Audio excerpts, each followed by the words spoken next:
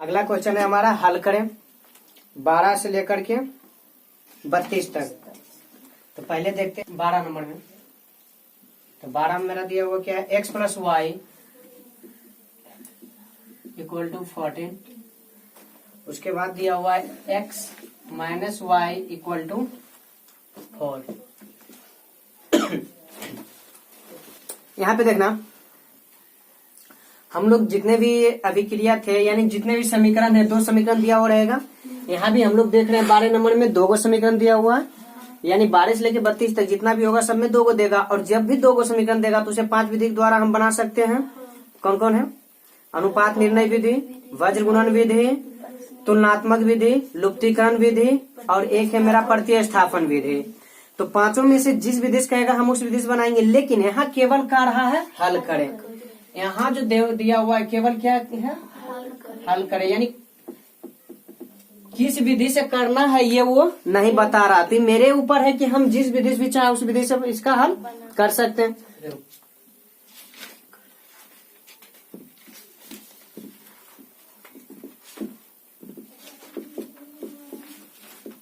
माना कि x plus y equal to 14 समीकरण 1 तथा x minus y equal to 4 ये मेरा समीकरण 2। अब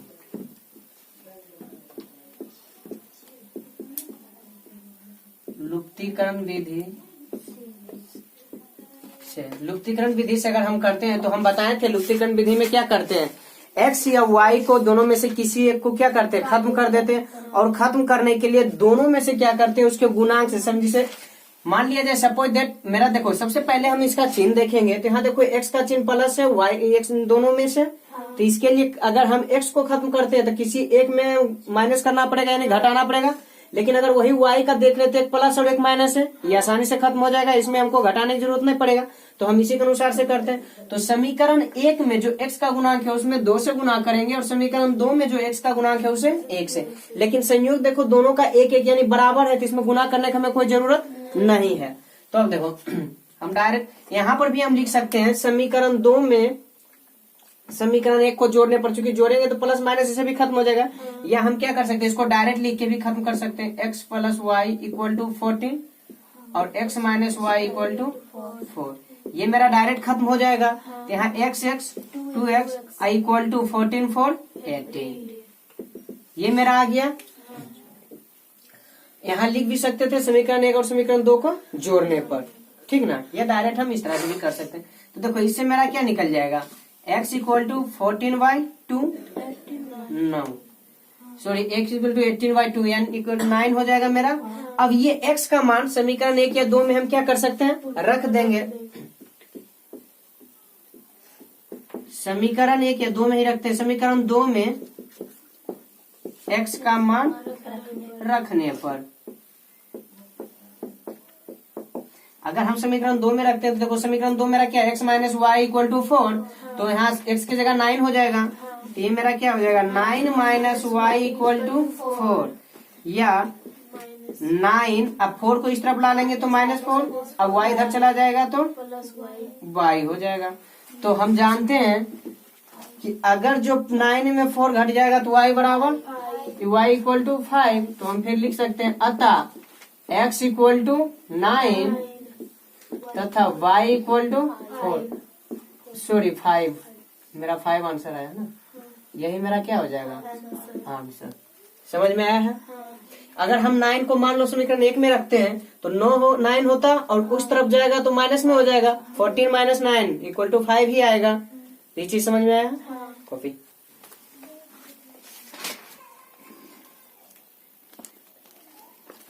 देखो अगला 19 नंबर। 19 में क्या दिया हुआ है, x minus y equal to 3 और फिर दिया हुआ है x/3 plus y/2 equal to 6। तो इसको हम किस विधि से बनाए, लुप्तीकरण ये दूसरा विधि। दूसरा कौन सा, वज्र गुणन विधि। देखो तो सबसे पहले हम क्या करेंगे, इसको मान लेंगे। माना कि x minus y equal to 3 समीकरण 1 तथा x by 3 plus y by 2 equal to 6 समीकरण 2। अब वज्र गुणन विधि से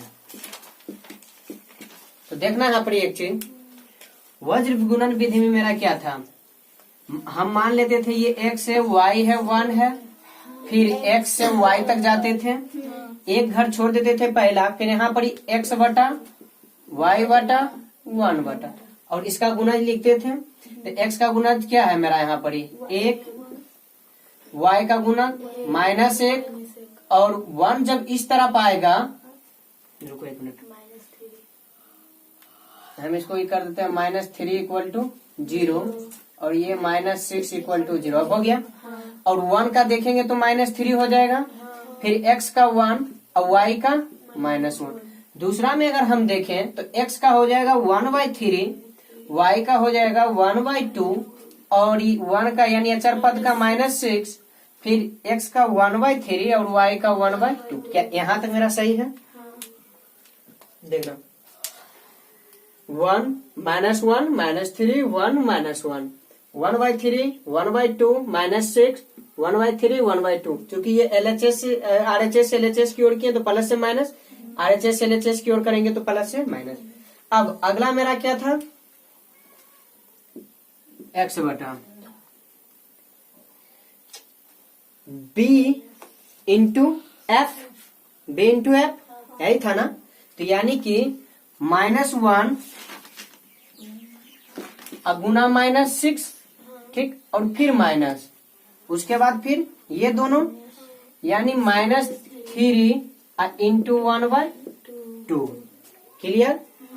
फिर चिन्ह क्या चीज का, बराबर का, फिर y बटा, तो y बटा फिर मेरा ये दोनों हो जाएगा, यानी -3 इंटू 1/3, ठीक, और फिर माइनस दे करके ये वाला 1 -6 हो जाएगा, 1 इंटू -6, फिर बराबर करके 1 बटा, फिर ये होता मेरा 1 इंटू 1/2 माइनस, फिर -1 इंटू 1/3। ये मेरा था, हम इस नियम के द्वारा वो निकालते थे। मेरा इसमें इसका तो कोई काम नहीं है मेरा यहाँ पे। तो मेरा देखो अब निकल क्या गया है, x बाय -1 इंटू -6, फिर -3 इंटू 1/2। क्लियर?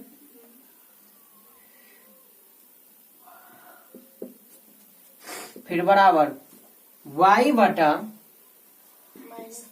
-3 इंटू 1/3 माइनस, फिर 1 इंटू -6 बराबर 1 बटा 1 इंटू 1/2 माइनस -1 इंटू 1/3। चलो ये है मेरा। अब देखना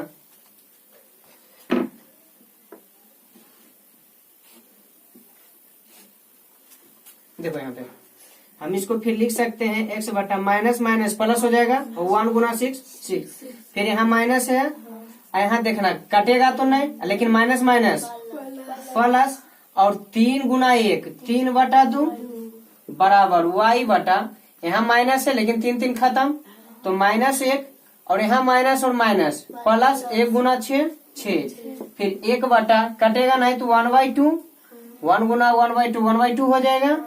अब माइनस माइनस प्लस, ये भी 1/3। क्लियर यहाँ तक?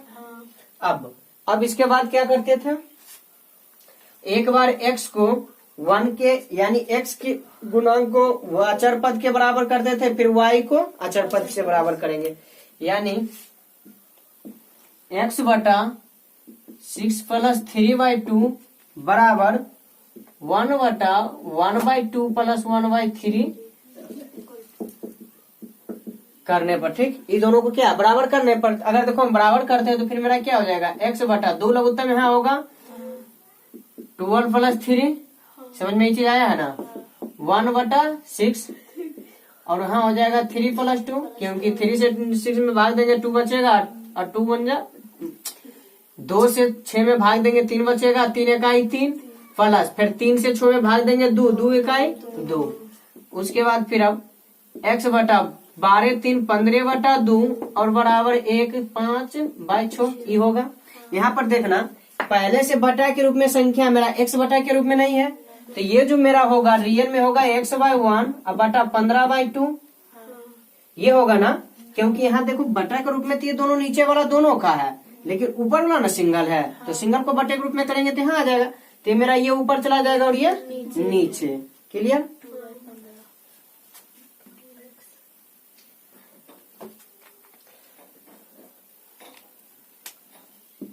अब देखना चाहिए मेरा क्या हो जाएगा 2x 515 इक्वल टू 6/5। अब क्रॉस मल्टीप्लिकेशन करेंगे तो हो जाएगा 10x बराबर 15 छका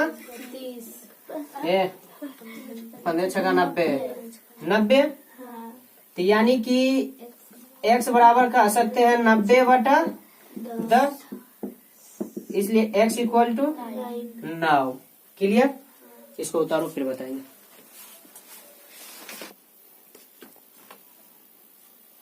चलो अगला देखो, अभी x बराबर और 1 को बराबर किए थे, अब y और 1 को बराबर करेंगे तो मेरा क्या हो जाएगा y बाय -1 अच्छा यहाँ पर डायरेक्ट करते हैं -1 प्लस 5 प्लस 6 5 हो जाएगा, -1 प्लस 6 5 हो जाएगा मेरा, बराबर 1/2 और 6 का एलसीएम 6 हो जाएगा, 2 और 3 का एलसीएम 6 हो जाएगा, 2 से डिवाइड करेंगे 3 को तो 6 को तो बच जाएगा 3, और जब 3 से डिवाइड करेंगे बचेगा 2। तो अगला फिर हम लिख सकते हैं या y/5 इक्वल टू 1/5/6, तो ये मेरा ऊपर चला जाएगा, तो हो जाएगा y/5 इक्वल टू 6/5, नीचे 5 काट भी सकते हैं, हम जानते हैं जब इक्वल में रहता है तो ऊपर वाले के बराबर और नीचे वाले के बराबर होता है, पहले बता चुके हैं, तो कट जाएगा तो हम सीधे निकाल लेंगे y बराबर 6। अतः देखो x बराबर क्या निकला था मेरा 9 और अभी y बराबर निकल गया है मेरा 6। ये मेरा क्या हो गया आंसर। अब मेरा आंसर सही है या गलत हम ही चेक कर सकते हैं यहाँ रख करके। अगर x की जगह 9 और y की जगह 6 रखे तो 9 में 6 घटेगा तो मेरा 3 बच जाएगा। यहाँ पर देखो x की जगह 9 तो 3 से जब डिवाइड करेंगे 9 को 3 बचेगा, 6 को जब 2 से डिवाइड करेंगे 3 3 3 6। क्लियर? कॉपी।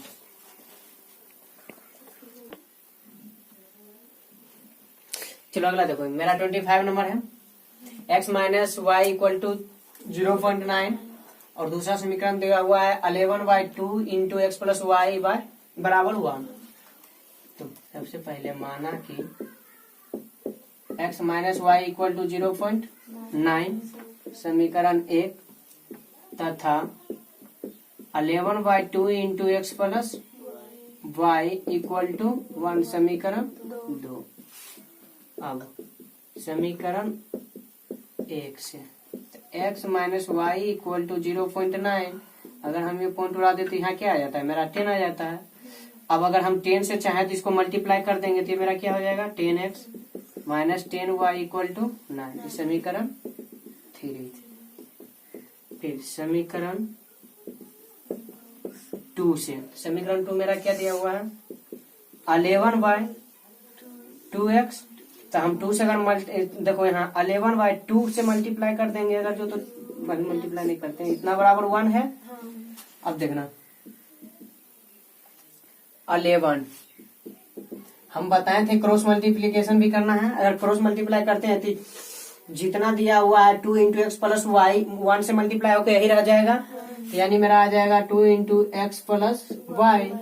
अब हम इसको ऐसा कर सकते हैं कि 11 equal to 2x plus 2y, या हम लिख सकते हैं 2x plus 2y equal to 11। Clear हो इससे? चलो अब देखना, ये मेरा बन गया समीकरण 4 बन गया। समीकरण 3 तथा 4 से, अब समीकरण 3 तथा 4 से करते हैं तो क्या मेरा समीकरण 3 आया है 10x minus 10y equal to 9, और 4 मेरा है 2x plus 2y equal to 11। ठीक ना? अब इसमें हम क्या करते हैं, इस समीकरण मेरा 3 है, हम इस समीकरण को मान लीजिए अगर हम लुप्तीकरण विधि से बनाते हैं,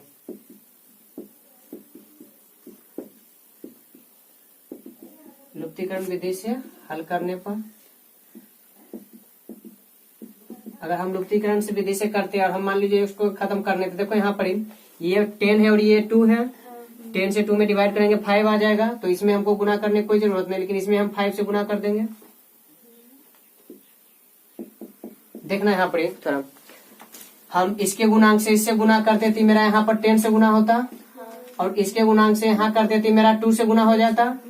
तो इससे बढ़िया है कि हम इसको किसी से गुना ना करें, मतलब कि इसमें हम गुना नहीं करके इसको डायरेक्ट 2 से डिवाइड करेंगे तो 5 आ जाएगा, तो हम 5 से कर देते हैं। समझ में आया? समझ में आया ना? बात वही रह जाएगा। तो हम यहाँ पर क्या हो जाएगा मेरा 10x minus 10y equal to 9, लेकिन ये हो जाएगा 10x minus plus 10y equal to 55। तो यहाँ पर मेरा हो जाएगा जोड़ने पर, देखना चूंकि माइनस प्लस पहले से आया हुआ, चिन्ह चेंज करने की जरूरत नहीं।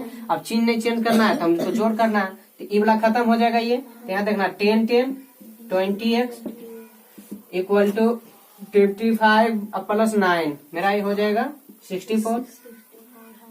क्लियर? अब आगे हम कर सकते हैं x इक्वल टू 20। देखना हम इसको अगर जो मान लिया जाए 2 से डिवाइड कर देंगे तो कितना आ जाएगा, ये मेरा 10 हो जाएगा और ये हो जाएगा 32। अब 10 से डिवाइड करेंगे 3.2 आएगा, होता है ना, 0 1 पॉइंट छोड़ करके 0 दे देंगे, या फिर भाग देके भी देख लेना, ये मेरा आ जाएगा। ठीक है, ये x का मान निकला। अब x का मान कहाँ रख देंगे, समीकरण 3 में या 4 में रख देते हैं, या 1 2 भी रखेंगे तो भी मान निकल ही जाएगा। समीकरण किस में रखे, 1 2 या 3 4?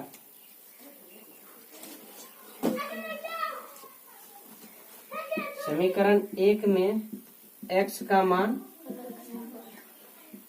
रखने पर, अगर हम 1 में रखते तो मेरा क्या हो जाएगा यहाँ पर 3.2 माइनस वाई इक्वल टू 0.9, तो 3.2 इधर आएगा तो होगा 0.9 इक्वल टू 1। तो देखना यहाँ पर पॉइंट के बाद 2 है, पॉइंट के बाद 9 है, तो 2 में तो 9 नहीं घटेगा, तो लेकिन इससे लेंगे तो कितना हो जाएगा 12, 12 में 9 घटेगा 3, पॉइंट के सामने पॉइंट, अभी तो पैसा दिया 2 हो गया, 2 में 0 घटा 2 इक्वल टू वाई। फिर हम लिख सकते हैं, तो फिर यहाँ पर क्या आता, x इक्वल टू 3.2 तथा y इक्वल टू 2.3। ये मेरा आंसर हो गया। अब मेरा आंसर सही है या गलत, ये हम चेक भी कर सकते हैं।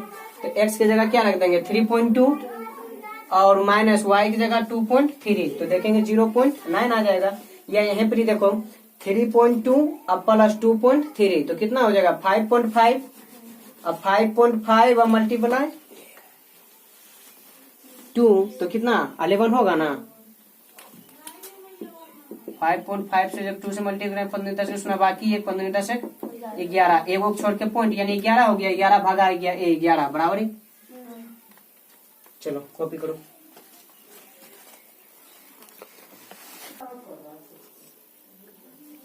देखो अगर इसका आंसर भिन्न के रूप में दिया हो रहेगा तो हम किस तरह से निकाल लेंगे।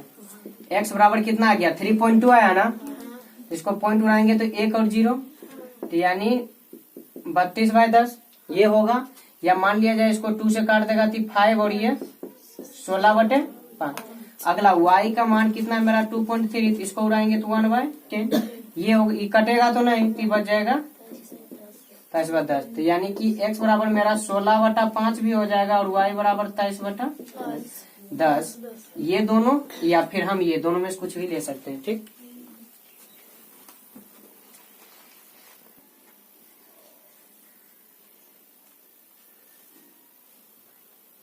चलो इधर देखो, इसमें क्या है कि मेरा 2u u भी और u भी दोनों साथ, यानी कि अचर पद तो इसमें किसी ने कोई दिया हुआ ही नहीं है, तो इसमें क्या अपने से अचर पद निकालना है, इसमें अपने से अचर पद को निकालना है, ठीक है ना, कि कौन सा होगा अचर पद। देखो यहाँ u है और v है, लेकिन ये दोनों का कॉम्बिनेशन इसमें दे दिया, u भी दोनों दिया है, तो इसका मतलब यही मेरा अचर पद बनेगा। कैसे वो देखते हैं,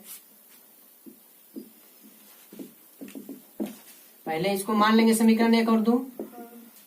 माना कि 2u plus v equal to 7/3 समीकरण 1, तथा u plus 3v equal to 11/3 समीकरण 2। अब समीकरण 1 से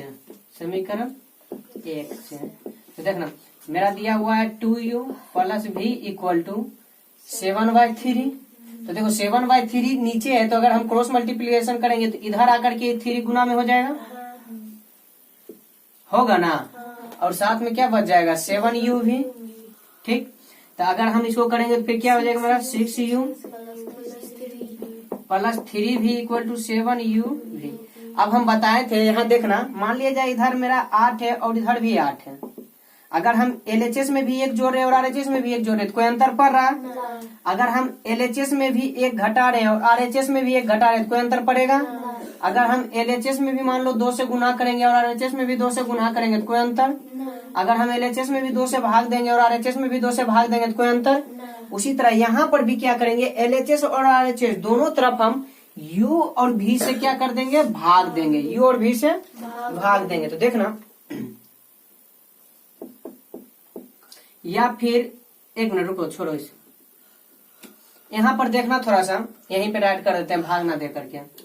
देखो यहाँ पर 2u, यानी कि कहने का मतलब मेरा दिया हुआ था 2u plus v equal to 7/3u भी था ना, तो ये क्रॉस मल्टीप्लिकेशन किए तो देखो 2u plus v equal to, हम इसको लिख सकते हैं u/3 गुना 7 लिख सकते हैं ना, क्योंकि 7 के नीचे कुछ नहीं तो एक ऊपर वाले गुना ऊपर वाले के साथ, नीचे वाला गुना नीचे वाला साथ, तो 7 गुना u भी 7u भी और 3 का 3 हो सकता है ना। अब देखना ई मेरा भागा में, तो इसके साथ आकर के क्या हो जाएगा, तो 3 दूना 6u भी 6u भी, फिर 3 गुना भी 3 भी, और ई जब मेरा गुना को भाग में लाएंगे तो फिर बटा में भी तो मेरा हो जाएगा u, सॉरी यहाँ पर केवल u है, u भी और u भी, और इधर केवल 7 बचेगा। या तो हम ऐसे कर सकते हैं, या फिर हम क्या करेंगे देखना, या फिर मेरा 3 से गुना कर देंगे तो u भी इधर बच जाएगा, तो दोनों बगल क्या करेंगे, u भी से क्या कर देंगे, भाग दे देंगे, तो बात मेरा वही रह जाएगा, यहाँ u भी खत्म होगा, यहाँ u खत्म होगा और यहाँ v भी खत्म होगा। या हम मान लिया जाए डायरेक्ट हम इसी को ला देंगे तो भी तो मेरा दोनों में होगा बटे, समझ में ये चीज आया है। तो दोनों में से कुछ भी, दोनों तरफ u भी से भाग दे दे, या फिर डायरेक्ट यही वाला इस तरफ ला दे।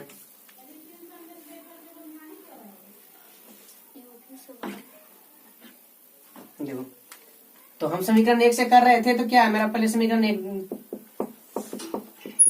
7/3 u भी है, चलो इसी में लिखते हैं, दोनों ओर 3 से गुना तथा u भी से भाग करने पर, या भाग देने पर भी लिख सकते हैं, ठीक ना, देने पर। देखना दोनों ओर लिख रहे हैं, पहले क्या 3 से गुना, तो 3 से गुना करेंगे तो ये मेरा हो जाएगा 6u प्लस 3v, और साथ में क्या बोले, और ई मेरा हो जाएगा 3 गुना 7/3u भी, ये हुआ, और साथ में क्या u भी से फिर भाग देना दोनों ओर ना, तो चलो दोनों ओर देते हैं, मेरा हो जाएगा u भी बटे u भी, और यहाँ पर भी बटे u भी। तो देखो u भी कैंसिल, यहाँ 3 कैंसिल, यहाँ देखना u से u कैंसिल और यहाँ v से v कैंसिल, तो मेरा बच जाएगा 6/v plus 3/u equal to 7। ये मेरा समीकरण 3। पुनः समीकरण 2 से, ठीक ना, समीकरण 2 से अगर हम समीकरण 2 से करते हैं तो देखो अब क्या होगा मेरा यहाँ पर समीकरण 2 में कितना दिया हुआ है, u plus 3v equal to 11/3u। इसमें फिर वही करेंगे,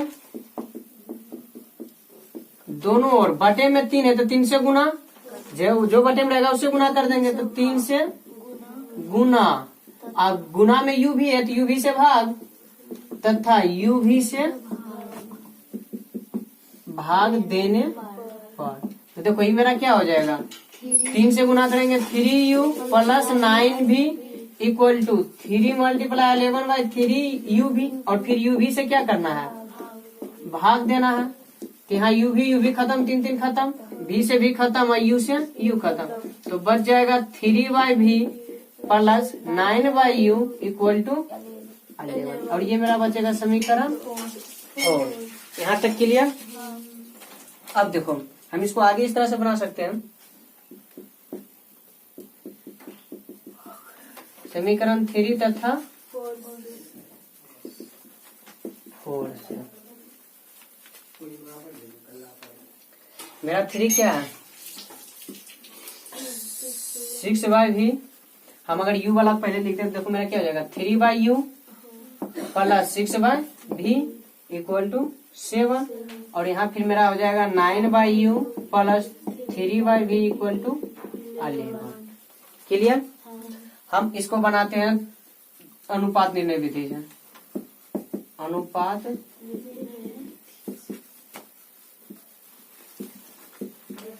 विधि से, अनुपात निर्णय विधि में क्या करना रहता था, अचर पद को खत्म करना रहता है। तो हम ये समीकरण 3 और 4 है, तो समीकरण 3 में क्या कर देंगे, 4 वाले के अचर पद से गुना कर देंगे यानी 11 से, और समीकरण जो ये 4 है उसमें 3 वाले से गुना कर देंगे यानी 7 से। क्लियर। तो देखो मेरा क्या बन जाएगा 7/11 प्लस 11 66/v बराबर 77। और ये मेरा बन जाएगा 9 63/u प्लस 21/v बराबर 77। उतारो उसको।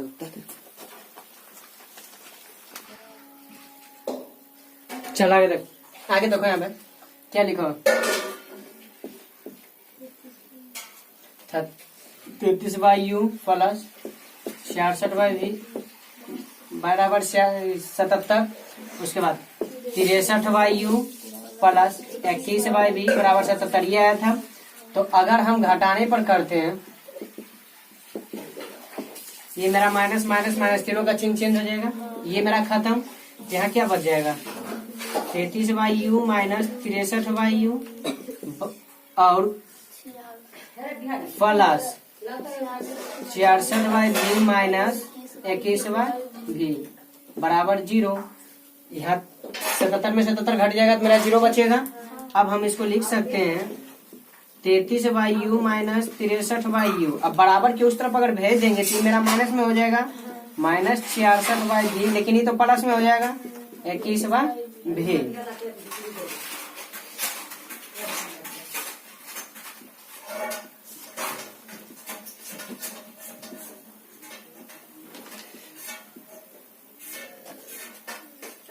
ये हुआ। तो उसके बाद देखो यहाँ यू लघुत्तम ले सकते हैं, यहाँ भी का भी लघुत्तम ले सकते हैं। तो मेरा क्या हो जाएगा u, दोनों में तो u है तो यानी कि 33 माइनस 66, यहाँ भी है दोनों में तो हो जाएगा 66 प्लस 21, लेकिन ये 66 माइनस में होगा, आगे माइनस है। अब 33 में 63 घटेगा तो कितना बचेगा माइनस 30/u बराबर, जब 66 में 21 घटेगा तो माइनस 6 में 2 1 घटेगा 5 और 6 में 2 घटेगा 4, 45/v। दोनों का माइनस माइनस खत्म कर देते हैं तो बच जाएगा 30/u बराबर 45/v। अब याद करो इसके बराबर हम कुछ मानते थे, तो मान लेते हैं यहाँ पे k है जो कि इसके क्या है बराबर है, मानते हैं इसे ना, माना इतना के बराबर। अब देखो या मेरा यहाँ से इसको के बराबर और 45 को के का बराबर करेंगे। इसको सब पहले मान लेते हैं समीकरण 5, ठीक ना। अब देखो 30/u बराबर के तथा 45 बाई v बराबर k। देखना पे अगर हम u का मान निकाल दे तो u इस तिरछा तिरछे गुना क्रॉस मल्टीप्लीकेशन होगा तो यहाँ u आ जाएगा और ये k नीचे आ जाएगा, यानी u बराबर 30 बाई k तथा v बराबर 45 बाई k। इस समीकरण मेरा हो जाएगा 5। अब समीकरण 1 या 2 किसी में भी, समीकरण 1 2 नहीं बल्कि 3 या 4 में रखेंगे, क्योंकि अगर में u और v है, u भी हम खत्म कर दिए थे। समीकरण 3 में u तथा v का मान रखने पर समीकरण 3 मेरा क्या था?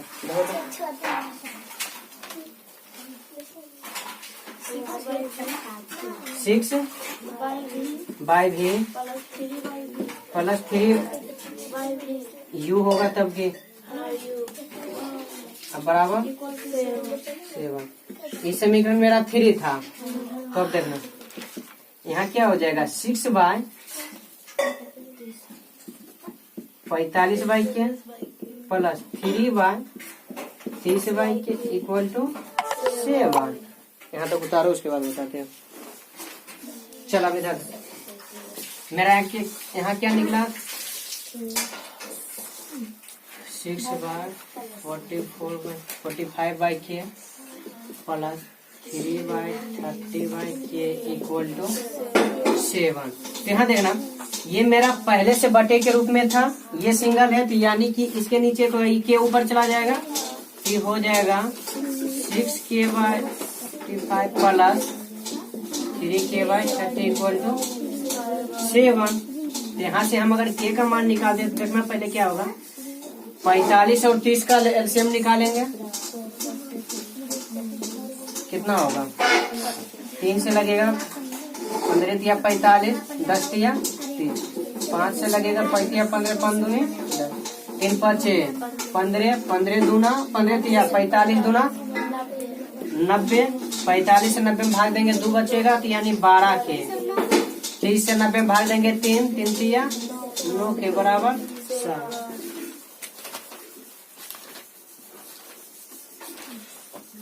उसके बाद ये 12 और 9 21 के और ये 9 7 63 360 मतलब 630। यहाँ अगर के बराबर निकालते हैं हम तो हो जाएगा 630 बाई 21 कटेगा 63 यानी इस बार में। तो अब के का मान समीकरण 5 में रखने पर, समीकरण 5 मेरा क्या था? समीकरण मेरा 5 क्या था? v बराबर 45 बाई के तथा u बराबर 30 बाई के। इसलिए हम कह सकते हैं यहाँ हो जाएगा मेरा v बराबर 45 बाई के का मान कितना निकल गया है 30 तथा u बराबर 30 बाई 30। तो ये तो 1 आ जाएगा और यहाँ अगर 5 से देते हैं तो 6 और 9 5 45, 3 से 3 दूना और 3 तिया। हम फिर लिख सकते हैं अतः u इक्वल टू 1 तथा v इक्वल टू 3/2। ये मेरा हो जाएगा आंसर। अब यहाँ रख के देख लेना है मेरा सही है या गलत।